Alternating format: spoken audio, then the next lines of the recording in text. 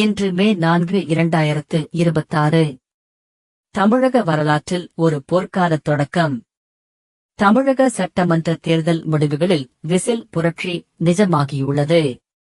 தற்போதைய நிலவரப்படி விஜய் தலைமையிலான தமிழக வெற்றிக் கழகம் டிவிகே பல தசாப்த கால இருமுனை அரசியலை உடைத்து 111 இடங்களுக்கு மேல் முன்னிலை பெற்று வரலாற்று சாதனை படைத்துள்ளது. விசில் புரட்சி ஒரு சுருக்கமான வரலாறு. 2026 தேர்தல் தமிழக இளைஞர்கள் ஒரு புதிய பாதையை தேர்ந்தெடுத்த தருணமாக வரலாற்றில் இடம்பெறும். வாக்குறுதிகள் அல்ல, இது உறுதிமொழி என்ற முழக்கத்துடன் களமிறங்கிய விஜய், அடிமட்ட தொண்டர்கள் முதல் சாமானிய மக்கள் வரை அனைவரையும் சென்றடைந்தார்.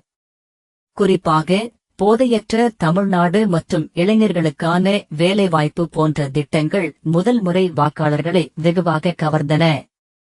திமுக மற்றும் அதிமுக கூட்டணிகள் பாரம்பரிய முறைப்படி களம் கண்ட வேளையில் விஜய் இந்த தேர்தலை மக்களுக்கும் தற்போதைய அரசியல் சூழலுக்குமான நேரடி போராக மாற்றினார்.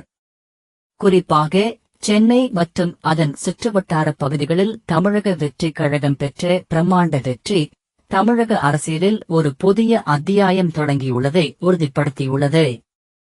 தமிழக மக்களுக்கு மனமார்ந்த நன்றிகள். இந்த மகத்தான வெற்றியைத் தொடர்ந்து தமிழக மக்களுக்கு தெரிவிக்கும் நன்றி செய்தி. என் நெஞ்சில் குடியிருக்கும் எனது அன்பிற்குரிய தமிழ்நாட்டு தாய்மார்களே, பெரியோர்களே, என் இளம் இரத்தங்களான உடன்பிறப்புகளே, என்று விசில் சத்தம் வெறும் சத்தமாக மட்டும் ஒலிக்கவில்லை, அது தமிழகத்தின் ஒவ்வொரு மூலை முடுக்கிலும் மாற்றத்திற்கான பேரொலியாக எதிரொலித்துள்ளது.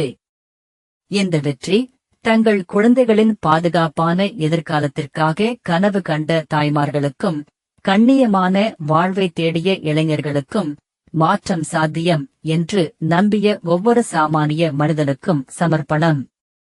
இந்த ஜனநாயக திருவிழாவில் மக்களே உண்மையான தளபதி என்பதை நீங்கள் மீண்டும் ஒருமுறை நிரூபித்துள்ளீர்கள்.